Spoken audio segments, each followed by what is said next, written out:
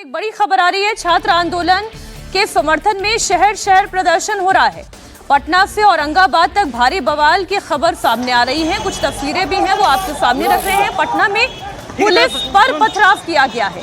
छात्र आंदोलन के समर्थन में शहर शहर प्रदर्शन जो हो रहा है, अब उसे काबू में करने के लिए देखिए पुलिस के पास दो ही तरीका है। या तो वो रोकेगी और प्रदर्शन हिंसक होगा तो फिर वो बल का प्रयोग करेगी। अब पुलिस के ऊपर ही अगर छात्र पथराव कर देंगे, जो कि हमने दिल्ली में भी देखा, अब वो छात्र हैं या असामाजिक तत्व हैं, ये जब तक जांच नहीं होगी ये कहना मुश्किल है। लेकिन हम उस मौके की बात कर रहे हैं जो इन लोगों को दिया है, वो सरकार की तरफ से ये मौका मिला है। अब सरकार कोर्स करेक्शन कर रही है, बातचीत कर रही है। सरकार की तरफ से फ्लेक्सिबिलिटी भी दिखाई दे रही है। सोनम वांगचुक की शर्तों को मान लेना। सौरभ दास और आशुतोष रांका ने भी, समीर जी क्या कहा कि भाई हमारी दो मांगों को तो सरकार ने मान लिया है, लेकिन हम धर्मेंद्र प्रधान का इस्तीफा चाहते हैं। सरकार भी ये कह रही है, ऐसा नहीं है कि कोई हठधर्मिता नहीं है कि हम नहीं करेंगे, लेकिन कब करेंगे, कैसे करेंगे, मैसेज क्या होगा, ये वो तय करेंगे। देखिए, मुझे लगता है कि सरकार फिलहाल तो धर्मेंद्र प्रधान का इस्तीफा लेने को तैयार नहीं है। अगर सरकार का मूड होता और सरकार को लगता है कि भाई धर्मेंद्र प्रधान का इस्तीफा होना है तो ये बहुत पहले हो चुका होता। अब दोनों की लड़ाई उस स्तर पर चल गई कि दोनों के लिए नाक का सवाल बन गया है। कॉकरोच जनता पार्टी को भी लगता है कि भाई अगर जब तक शिक्षा मंत्री का इस्तीफा नहीं होगा उनका आंदोलन अधूरा रहेगा। अगर वो उस मांग को छोड़ देते हैं तो ये समझा जाएगा कि उन्होंने सरकार के साथ कॉम्प्रोमाइज़ कर लिया है। सरकार भी धर्मेंद्र प्रधान के इस्तीफे को अपने नाक से जोड़कर चल रही है कि भाई अगर हमने इस्तीफा करा लिया तो हम ये माने जाएंगे कि हमने घुटने टेक दिए और राहुल गांधी और विपक्ष की जो मांग थी, हम विपक्ष के सामने कमजोर पड़ गए। तो अब लड़ाई उस स्तर पर चली गई है कि न सरकार झुकने को तैयार है, न कॉकरोच जनता पार्टी झुकने को तैयार है। अब आज 3:30 बजे दोनों की बैठक होने वाली, तीसरे राउंड की बैठक होगी। इस बैठक से क्या निकल कर आता है? क्या सरकार उन्हें कोई संकेत देती है कि आने वाले दिनों में धर्मेंद्र प्रधान का विभाग हम बदल देंगे, मंत्रिमंडल में वो रहेंगे लेकिन हम उनको दूसरे विभाग में शिफ्ट कर देंगे? लेकिन इसका दूसरा पहलू ये भी तो है ना, अभी जो एक बात रागी जी ने कही कि भाई आपने क्या गोविंद डोटासरा का आपने इस्तीफा मांगा था, या पंजाब में इस्तीफा मांगा था क्या? और सोनिया गांधी ने इस्तीफा लिया था क्या कपिल सिब्बल का? और पंजाब में, ये तो अभी की बात है, पंजाब में इस्तीफा लिया गया क्या? जो कांग्रेस सरकार में हुआ था उसको जनता सबक सिखा चुकी है ना। 10 साल से उनको विपक्ष में नेता बनने लायक सीटें नहीं मिली, वो तो विपक्ष में बिठाए ना। जनता ने नाराज होकर आपको मोहम्मद दिया। आप 12 साल से सत्ता में हो। अभी कर्नाटक के अंदर सरकार है, वहां पर भी अभी पेपर लीक हुआ है। ये तस्वीर एक बार आप देखिए। ये पटना से तस्वीर आ रही है, औरंगाबाद से तस्वीरें सामने आ रही हैं, और अब ये आमने सामने की भिड़ंत हर प्रदेश में ये आपको तस्वीरें इसलिए दिखाई देगी। फिर बीट एनी गवर्नमेंट, केरल में भी तो हमने तस्वीर देखी थी ना, वहां तो कांग्रेस की सरकार है, यहाँ पर गठबंधन की सरकार है, बीजेपी जेडीयू की सरकार है, एलजेपी की सरकार है। तो यहाँ पर भी प्रदर्शन की वही तस्वीरें हैं।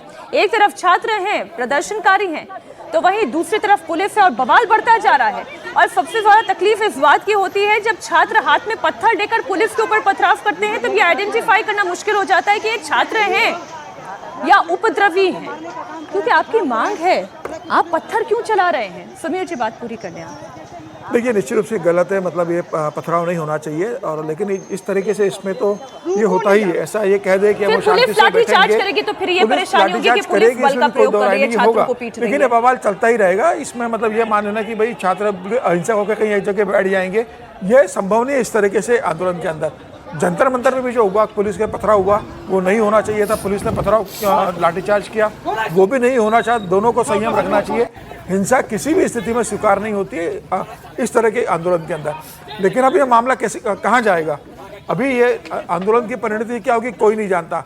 क्या ये आंदोलन लंबा चलने वाला है? क्या सरकार इस्तीफा नहीं लेगी और ये वहाँ पर बैठे रहेंगे? किसान जुड़ेंगे, तमाम लोग जुड़ेंगे? क्या सरकार सोमवार को बिल पास कराकर इनको वहाँ से उठाने की, बलपूर्वक उठाने की कोशिश करेगी, या सरकार उनको वहाँ पर अनिश्चित समय तक बैठने की परमिशन देगी? ये देखने वाली बात होगी कि सरकार आगे की रणनीति क्या अपनाती है। फिलहाल सरकार बैकफुट पर नजर आ रही है। सरकार ने जिस तरीके से बातचीत शुरू करी है, तत्काल सरकार ने कैबिनेट की बैठक बुलाई, पीएम ने एक कठोर कानून बनाने का मसौदा तैयार किया है। सोमवार को वो लोकसभा संसद में पेश होगा, उसको पास कराया जाएगा। तो सरकार बातचीत का चैनल भी चालू रख रही है और तमाम कोशिश सरकार कर रही है कि आंदोलन खत्म हो जाए। लेकिन पूरा मामला जो रुका हुआ है धर्मेंद्र प्रधान के इस्तीफे पर जाके रुका हुआ है। लेकिन धर्मेंद्र प्रधान कोई अपरिहार्य नेता नहीं है। धर्मेंद्र प्रधान मोदी सरकार के अमित शाह नहीं है कि उनका इस्तीफा किसी भी स्थिति में नहीं हो सकता। धर्मेंद्र प्रधान का अगर इस्तीफा हो जाता तो मुझे लगता है कि इतनी स्थिति उत्पन्न नहीं आती। आप उनका विभाग बदल देते, मंत्री बने रहते, किसी और विभाग में शिफ्ट कर देते, अभी इस्तीफा हो जाता, बाद में 6 महीने बाद उनको मंत्री बना देते। सरकार के सामने क्या है? सरकार के सामने ये है कि भाई छात्रों का और लोगों का आक्रोश शांत करे, तमाम तरह के जो प्रश्न चिन्ह लग रहे हैं उनको शांत करे, और सरकार 2 कदम पीछे हट जाएगी तो इसका मतलब सरकार का झुकना नहीं होता। तो मुझे लग रहा है कि सरकार से उम्मीद है कि सरकार इस मामले का रास्ता निकाले, और रास्ता तो सरकार को ही निकालना पड़ेगा।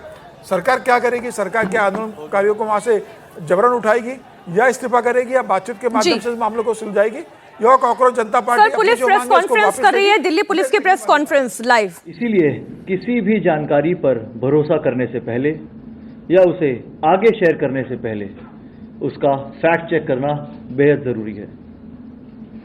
दिल्ली पुलिस भी सोशल मीडिया पर लगातार निगरानी रखे हुई है।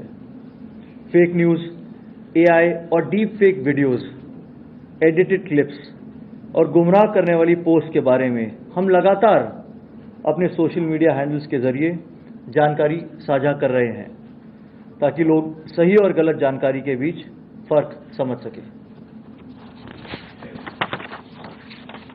आज की इस ब्रीफिंग का उद्देश्य आपके सामने फैक्ट्स रखना है और यह बताना है कि किस तरह सोशल मीडिया पर गलत जानकारी और फेक नैरेटिव फैलाने की कोशिश की जा रही है।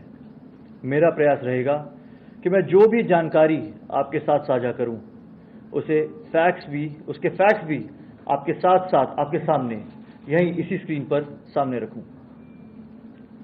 मैं कुछ ऐसी सोशल मीडिया पोस्ट का जिक्र करना चाहूँगा जिनका मकसद पैनिक फैलाना या सिंपल फैक्ट्स को तोड़ मरोड़ कर मिस इन्फॉर्मेशन फैलाना नज़र आ रहा है। इस पूरी प्रक्रिया में मेरी सहायता वैशाली करेंगी। यहाँ पे सबसे पहले मैं उस सोशल मीडिया पोस्ट का जिक्र करना चाहता हूँ जिसमें दावा किया गया कि 20 जुलाई की घटनाओं के दौरान पुलिस कार्रवाई की वजह से एक महिला की मौत हो गई। दिल्ली पुलिस ने इस दावे का खंडन किया और स्पष्ट किया कि प्रदर्शन के दौरान किसी की भी मृत्यु नहीं हुई है। आप स्क्रीन पर भी देख सकते हैं जो फेक न्यूज़ अलर्ट हमने जनरेट किया। नेक्स्ट दिखाइए। जैसे से पहले ये र्यूमर जो सर्कुलेट कर रहा था उसके लिए हमारा जो पोस्ट हमने डाला दिल्ली पुलिस ने, ये भी आप देख सकते हैं। इसी तरह एक राजनेता ने रात में एक वीडियो बनाकर सोशल मीडिया पर डाला जिसमें वो दावा कर रहे हैं कि केंद्र सरकार जंतर मंतर पर प्रदर्शनकारियों के खिलाफ क्रैकडाउन की तैयारी कर रही है। इस वीडियो से लोगों में डर, भ्रम और अफरा तफरी की प्रबल संभावना बनी। दिल्ली पुलिस ने यह भी स्पष्ट किया कि ऐसी कोई कार्रवाई नहीं होने जा रही है और लोगों से अपील की कि बिना पुष्टि वाले दावों पर बिल्कुल भी भरोसा ना करें। हमारी जांच में यह भी सामने आया कि पाकिस्तान से चलाए जा रहे कुछ social media accounts fake content फैला रहे हैं। दिल्ली पुलिस संबंधित एजेंसियों के साथ मिलकर ऐसे और अकाउंट्स की पहचान करने पर लगातार काम कर रही है। ऐसे 400 से अधिक हैंडल्स की अब तक पहचान कर ली गई है और उन्हें AI generated content, deepfake video, edited तस्वीरें और प्रदर्शन से जुड़ी अन्य झूठी सामग्री फैलाने के कारण ब्लॉक किया गया है। दोस्तों, आज ऐसे ही कुछ हैंडल्स ऑपरेशन सिंदूर के दौरान भी फेक इंफॉर्मेशन फैलाने में सक्रिय पाए गए थे। इन सोशल मीडिया अकाउंट्स ने कई वरिष्ठ अधिकारियों के आधिकारिक बयानों को एडिट करके और विजुअल कंटेंट के साथ छेड़छाड़ करके लोगों को गुमराह करने की कोशिश की। फर्जी कंटेंट में एआई या डीप फेक वीडियो में शामिल एक श्री सोनम वांगचुक जी का भी वीडियो है, वो मैं अभी आपको यहाँ पे दिखाऊंगा। दोस्तों, आज मैं आपको बताना चाहता हूँ, उस दिन जब मुझे जबरदस्ती उठाकर ले जाया जा रहा था, उन्होंने मेरे लिए अपमानजनक शब्दों का इस्तेमाल किया। मैं बार बार कहता रहा, कृपया ऐसा मत कीजिए। मैं चिल्लाता रहा, लेकिन किसी ने मेरी बात नहीं सुनी। ठीक है। एक अन्य डीफेक वीडियो में lieutenant general Rajiv Puri DGMO के नाम से एक झूठा बयान जोड़कर यह दावा किया गया कि चल रहे स्टूडेंट्स प्रोटेस्ट के कारण भारतीय सेना को नई दिल्ली में तैनात किया जा रहा है। Prime Minister Shri Narendra Modi ji, I have ordered the deployment of Indian forces to New Delhi.